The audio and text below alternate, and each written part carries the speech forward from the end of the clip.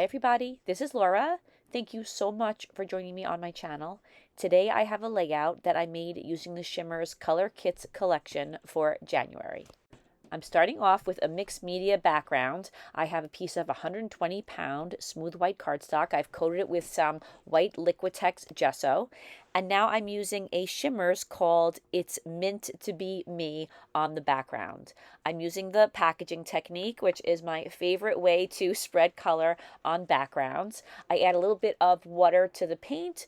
That way it doesn't get too thick on the background too quickly, and then I add several layers to build up the color. I know I'm going to be placing my photo in the center of the page, so that's why I'm putting the area of color right in the middle. I'm going to be using a photo of my daughter Julia. It's off to the left. Right now it's a 4x6-inch photo. I do trim it down a little bit to measure 3 5/8 by 5.5 inches. And that's still fairly large, so I wanted to make sure that I had a nice big area of color to place it on. In the photo, my daughter Julia is holding a huge rubber ducky, and I thought that the mood of the picture and also the colors went really well with the January kit.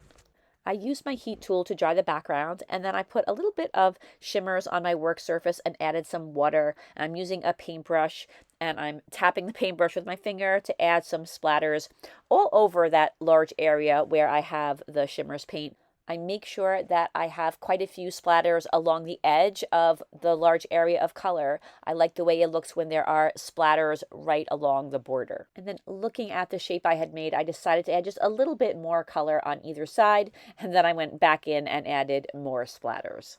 I added quite a few splatters, and then I used a heat tool and I dried the background, and now I'm going to be adding another Shimmerz color.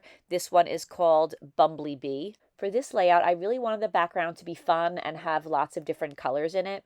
So I did want to have some yellow in the background, but I didn't want to cover up the whole area where I had added the first color. So I used the packaging technique and I added the yellow color in a few areas. And then I once again dried it with my heat tool. I had a little spot that I thought needed a little bit more of the first color. So I once again used the packaging technique to apply the color there. And then I added a little bit more of the greenish blue color in a few more places. I always think that these backgrounds look more interesting when there are some lighter and some darker areas, even when the background is all one color. So once again, I use my heat tool, and now I'm going to add just some splatters of a spritz called Cotton Candy. This is a really pretty bright pink color. I thought it was a pretty combination with the colors that I already had on the background. I got a few large splatters on the bottom that I didn't want, so I just used my paper towel and I lifted those up. Because I have gesso on the background, that's really easy to do. Now I'm going to add even more splatters. This time I'm using a colorings called Rose to the Occasion. This is a little bit of a darker reddish pink color, and I thought that it was a nice contrast with the colors that are already on the background. I added just a few of this color. I loved the accent, but I didn't want to be too heavy-handed because it is a darker color. Then finally, I used a color splash called Black Hole to add some black splatters to the background. And once again, I didn't want to go too crazy with the black splatters, but I did want to add some because I knew I was going to have a number of black embellishments that were going to go on top of the background.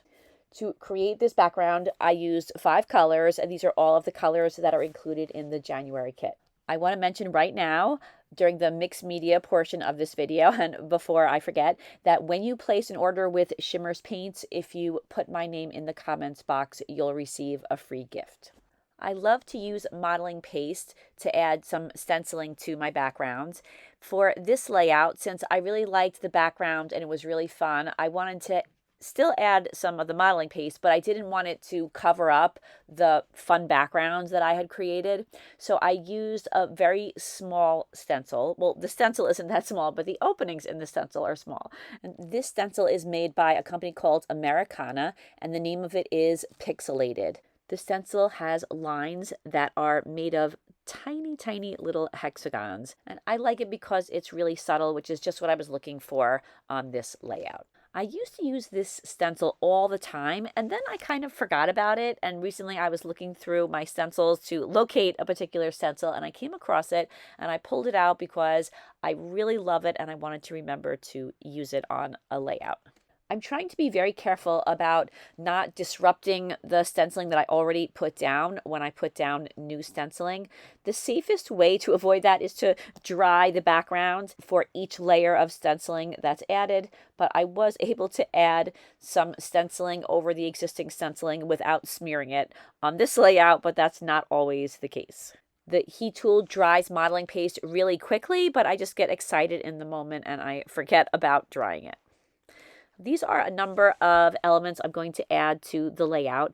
I have some strips of pink paper that I punched out of one of the pattern papers using an EK Success scalloped border punch. I also fussy cut out an entire sheet of these really cute flowers in a number of different colors. And I'm using some Distress Oxides to ink the edges of all of these elements. For the light pink flowers, I used Victorian Velvet. For the brighter pink, I used Picked Raspberry. For the green flowers, I used Shabby Shutters. And for these blue flowers, I used Evergreen Bough. And for the pink border strips, I once again used the Victorian Velvet. I'm going to place those scalloped border strips on either side of the layout. I'm going to have 2 layered on top of each other for each side. I put some adhesive on the strip that's going on the bottom, and then I realized that the adhesive was too far to the left and that you would see it. So I used my finger and I moved the ATG adhesive over a little bit, and then I layered the second scallop on top. When I layered the other 2 pieces together, I learned my lesson. I put the adhesive on top of the strip that's going on top, and then I layered both of those together. And I purposely punched those strips so that the 2 strips that are on top of each other started the scallop in a different place so that the scallops would be slightly offset. Next, I attached those 2 border strips to each side of the layout. I let the end hang off a little bit on both sides. Just once I got those strips on the page, I decided that I wanted them to have a little bit of distance between the strips and the area of color in the center of the page. And then I just used my paper trimmer and I trimmed that little bit of pink paper off on either side. So here is my photo. I have it mounted on some white cardstock, and then I mounted it once again on some black cardstock. Then I used my ruler to place my photo right in the center of the page.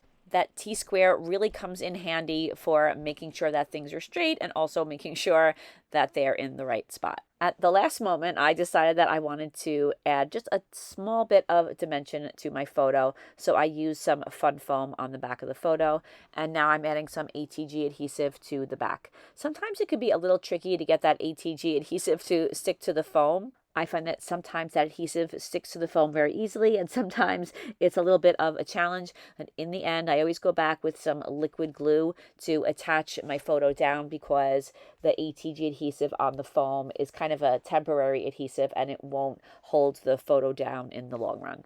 For my title, I'm using this die cut. It says, "Find a Reason to Smile." I mounted it on some black cardstock, and now I'm fussy cutting out the die cut with a border all around it. This black border, even though I cut it very thin, will help the title to stand out a little bit more. I'm resting the left-hand side of the title on the photo, so I added some foam to the right-hand side so that this title would sit properly on the page. I added some adhesive to it, and then I tucked this cute little emoji smiley face, which is the perfect color to match the rubber ducky that's in the picture, right behind the title. He's just kind of peeking out from the top of the title. And now I'm adding some of the fussy cut flowers to the layout. There were 2 main clusters of flowers, one in the upper left-hand side of the photo, one in the lower right-hand side. I tried to spread the colors out between those 2 clusters. I also added some other flowers surrounding the photo. I didn't want there to just be 2 clusters. I wanted it to be a little bit more fun and a little bit more random. To the left of the lower left-hand corner of the photo, I made a little layered embellishment by taking a black circle, adding some foam to the back of a yellow circle, and then putting a pink sticker that said "Fun" on top of the yellow circle. And then I also added small bits of foam to a number of the flowers on the layout. Not all of them, just a few of them that I wanted to pop off the page a little bit. That way some of them had dimension and some of them didn't, and I thought that added some interest to the page. And once I was happy with the number of flowers that were popped up on foam, I began to attach them all down to the layout. I used my ATG gun to attach those down. Once again, I'm going to have to add a little dab of glue to the back of any flowers that are popped up so that they will stay on the layout for the long run. On the upper left-hand corner of the photo, I added a black and white flower. I thought that that kind of broke up all of the color a little bit. I liked the way that that looked, and it went along well with the other black and white embellishments on the page. I went back and I cut the circle behind the word fun in half, and then I layered that other half of the circle behind the title and the cute little emoji smiley face. I realized I had another really tiny pink flower, so I added that right near the emoji. A little later, I'm going to tuck that flower in with the title cluster. Now I'm adding some photo corners to my layout, something I love to do. I used one of the die cut pieces because I just loved the color pink that the die cut piece was, so I used my EK Success photo corner punch, and I added a little pop of color to the edge of the photo with these corners, and I inked the edges of all of them with the picked raspberry Distress Oxide.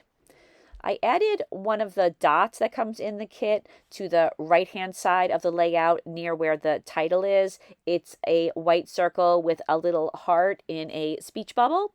And then on the left-hand side, I added an arrow because there's an arrow on the bottom of the title. So I thought that it would be nice to have another arrow, but I put it at a different height so that it would look a little bit more interesting, not just like bookends. The ephemera piece that I used to punch the photo corners out of had a little heart, so I fussy cut that out and I attached it over the word fun. Then I used a sticker from the sticker sheet that has some black and white flowers. I cut it into individual pieces so that I could spread those little flowers all over the layout. I like the idea of having some black and white elements spread throughout the layout. There was also a tiny little leaf for each of the flowers, so I fussy cut those out as well, and I attached those down with one leaf next to each of the 3 flowers. That's something that I really like about this kit. There are a lot of really pretty, fun colors, and then there are also a number of patterns on the pattern papers and the embellishments that are black and white, and I think that this is a great combination. I added a yellow flower to the cluster on the upper left-hand corner because I wanted to balance the yellow on the page. There's the emoji, there's the circle on the bottom left, and then this will make a triangle with the 3 yellow embellishments. I didn't worry about that with all the colors on the page, with the yellow as kind of a bright, prominent color. Then as I was looking at my layout, I was thinking that it would look nice to add another border strip on either side. So I punched out a 3rd border strip for each side and I attached those strips down. Now I'm adding some enamel dots to the centers of the flowers. I just think that this adds a nice little bit of dimension.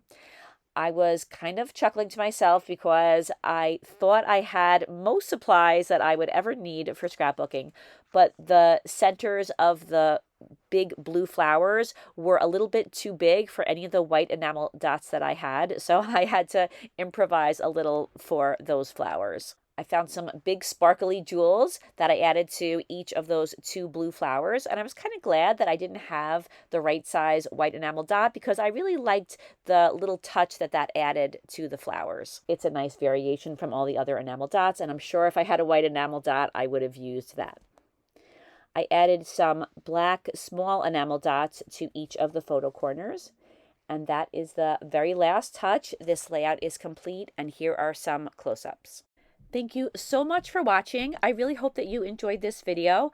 I really enjoyed myself making this layout. It was really fun.